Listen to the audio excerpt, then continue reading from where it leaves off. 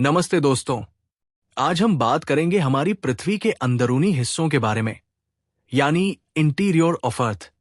Imagine, हमारी पृथ्वी एक प्याज की तरह है जिसमें कई लेयर्स हैं, एक के ऊपर एक। सबसे पहले, क्या आपको पता है कि जैसे जैसे हम पृथ्वी के अंदर डीपर जाते हैं वैसे वैसे टेम्परेचर और प्रेशर दोनों बढ़ते जाते हैं? ऐसा क्यों होता है? क्योंकि वहां रेडियो एक्टिव मटीरियल्स मौजूद होते हैं। अब बात करते हैं अर्थ की मेन लेयर्स की। ब्रॉडली 3 लेयर्स को आइडेंटिफाई किया जा सकता है: क्रस्ट, मैंटल और कोर। क्रस्ट, ये हमारी अर्थ का आउटरमोस्ट सॉलिड पार्ट है। क्रस्ट और मैंटल की सबसे ऊपर वाली लेयर मिलकर बनाती है लिथोस्फेयर, जिसकी थिकनेस 10 से 200 किलोमीटर तक होती है। क्रस्ट भी 2 तरह का होता है: कॉन्टिनेंटल क्रस्ट और ओशियानिक क्रस्ट। कॉन्टिनेंटल क्रस्ट की एवरेज थिकनेस लगभग 30 किलोमीटर होती है और इसकी डेंसिटी 2.7 ग्राम पर क्यूबिक सेंटीमीटर है। इसमें ज्यादातर ग्रेनाइट रॉक्स और सिलिका प्लस एल्यूमिनियम, जिसे सीएल भी कहते हैं, पाया जाता है। वही ओशियानिक क्रस्ट थिनर होती है। इसकी एवरेज थिकनेस लगभग 5 किलोमीटर है और इसकी डेंसिटी 3 ग्राम पर क्यूबिक सेंटीमीटर होती है। इसमें बेसाल्ट रॉक्स और silica plus iron plus magnesium, जिसे सीमा कहते हैं, पाए जाते हैं। मैंटल, ये मोहस डिस्कंटिन्यूटी से शुरू होकर 2900 किलोमीटर की डेप्थ तक फैला हुआ है। मैंटल का अपर पोर्शन एस्थेनोस्फेयर कहलाता है, जो लगभग 400 किलोमीटर तक होता है। अपर मैंटल में जो मटेरियल होता है उसे मैग्मा कहते हैं, और जब यही मटेरियल अर्थ की सरफेस पर आता है तो उसे लावा कहा जाता है। मैंटल की डेंसिटी 3.4 ग्राम पर क्यूबिक सेंटीमीटर है। इसका लोअर मैंटल सॉलिड स्टेट में होता है। कोर मैंटल बाउंड्री 2900 किलोमीटर की डेप्थ पर लोकेट करती है। इसे नाइफ लेयर भी कहते हैं, जो आयरन और निकल से बनी होती है। कोर के भी 2 हिस्से हैं: आउटर कोर और inner core. Outer core liquid state में होता है, जबकि इनर कोर सॉलिड स्टेट में होता है। अब कुछ इंपॉर्टेंट डिस्कंटिन्यूटीज की बात करते हैं। कॉनरैड डिस्कंटिन्यूटी क्रस्ट के अंदर होती है। मोहरोविसिक मोहो डिस्कंटिन्यूटी क्रस्ट और अपर मैंटल के बीच में है। रैपिड डिस्कंटिन्यूटी अपर मैंटल और लोअर मैंटल को अलग करती है। गुटेनबर्ग डिस्कंटिन्यूटी लोअर मैंटल और आउटर कोर के बीच में है, और लेमन डिस्कंटिन्यूटी आउटर कोर और इनर कोर के बीच में पाई जाती है। अब सोचते हैं, हमें अर्थ के इंटीरियर के बारे में कैसे पता चलता है? इसके 2 तरह के सोर्सेज हैं, डायरेक्ट और इनडायरेक्ट। डायरेक्ट सोर्सेज में एम्पोनिंग गोल्ड माइन, जो दुनिया की डीपेस्ट माइन है, और ताउटोना गोल्ड माइन, सेकंड डीपेस्ट, जैसी डीप माइंस आती है। वॉल्केनिक इरप्शन से भी हमें डायरेक्ट क्लूज मिलते हैं। इंटीग्रेटेड ओशन ड्रिलिंग प्रोजेक्ट और डीप ओशन ड्रिलिंग प्रोजेक्ट भी इसमें शामिल है।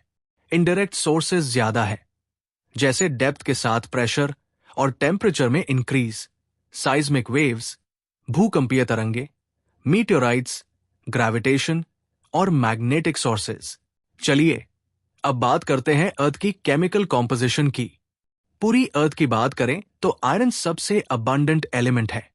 उसके बाद ऑक्सीजन, सिलिकॉन और मैग्नीशियम आते हैं। लेकिन अगर हम सिर्फ क्रस्ट की बात करें तो ऑक्सीजन सबसे अबंडेंट एलिमेंट है। उसके बाद सिलिकॉन, एल्यूमिनियम और आयरन आते हैं। अर्थ्स जियोमैग्नेटिक फील्ड, ये लगभग एक मैग्नेटिक डाइपोल का फील्ड है, जो फिलहाल अर्थ की रोटेशनल एक्सिस से करीब 11 डिग्री टिल्टेड है, जैसे अर्थ के सेंटर में एक बार मैग्नेट रखा हो। ये जियोमैग्नेटिक फील्ड डायनामिक होता है और लोकेशन और टाइम के साथ चेंज होता रहता है। इस फील्ड और इसके वेरिएशंस की स्टडी से हमें अर्थ के मेटालिक कोर के बारे में बहुत कुछ पता चलता है। तो ये जियोमैग्नेटिक फील्ड बनता कैसे है? इसे डायनेमो इफेक्ट कहते हैं। अर्थ का magnetic field molten iron alloys के मोशन से जनरेट होता है, जो अर्थ के लिक्विड आउटर कोर में मौजूद होते हैं। कोर के अंदर टेम्परेचर, प्रेशर और कॉम्पोजिशन में डिफरेंसेस के कारण इस मोल्टन मेटल में कन्वेक्शन करंट्स बनते हैं। लिक्विड आयरन का ये फ्लो इलेक्ट्रिक करंट्स जनरेट करता है, जो बदले में मैग्नेटिक फील्ड्स प्रोड्यूस करते हैं।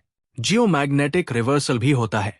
इसमें एक प्लैनेट का मैग्नेटिक फील्ड ऐसे चेंज होता है कि मैग्नेटिक नॉर्थ और मैग्नेटिक साउथ की पोजीशंस इंटरचेंज हो जाती है। ये हर कुछ 100,000 ईयर्स में होता है।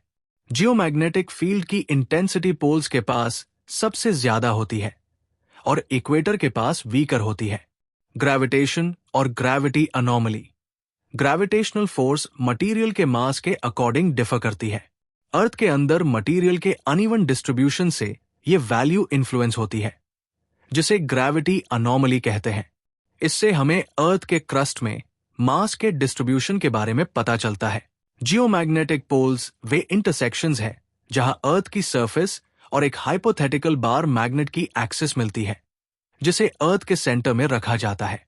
अब बात करते हैं जियोमैग्नेटिक फील्ड की सिग्निफिकेंस की। ये हमारे लिए क्यों जरूरी है? ये फील्ड एक शील्ड की तरह काम करता है जो सोलर वाइंस, सन से आने वाले एनर्जेटिकली चार्ज्ड पार्टिकल्स को ब्लॉक करता है, जो प्लैनेट पर लाइफ को सेवियरली डैमेज कर सकते हैं। हालांकि कुछ पार्टिकल्स अर्थ में एंटर कर पाते हैं और मैग्नेटिक फील्ड द्वारा पोल्स की तरफ डायरेक्ट होते हैं और एटमॉस्फेयर में नाइट्रोजन और ऑक्सीजन के मॉलिक्यूल्स को एक्साइट करते हैं। ये एक्साइटेड मॉलिक्यूल्स लाइट प्रोड्यूस करते हैं, जिन्हें ऑरोरास कहते हैं। ये कॉम्पास के उपयोग से नेविगेशन में मदद करता है। कुछ जानवर इस मैग्नेटिक फील्ड का उपयोग माइग्रेशन के दौरान लॉन्ग डिस्टेंसेस नेविगेट करने के लिए करते हैं। इसे मैग्नेटो परसेप्शन कहते हैं। पालियोमैग्नेटिज्म की स्टडी हमें जियोमैग्नेटिज्म के पास्ट रिकॉर्ड और प्लैनेट की सरफेस पर रॉक्स की एज के बारे में इंफॉर्मेशन देती है। इसने सी फ्लोर स्प्रेडिंग और प्लेट टेक्टोनिक्स की थ्योरीज डेवलप करने में भी मदद की है। जियोमैग्नेटिक फील्ड ही अर्थ के चारों ओर मैग्नेटोस्फेयर के फॉर्मेशन का कारण है। एडिशनल इंफॉर्मेशन, ऑरोरास ज्यादातर पोल्स के पास दिखते हैं क्योंकि वहां जियोमैग्नेटिक फील्ड की इंटेंसिटी सबसे ज्यादा होती है। नॉर्दर्न हेमिस्फीयर में इन्हें अरोरा बोरियालिस कहते हैं और सदर्न हेमिस्फीयर में इन्हें अरोरा ऑस्ट्रेलिस कहते हैं। लास्टली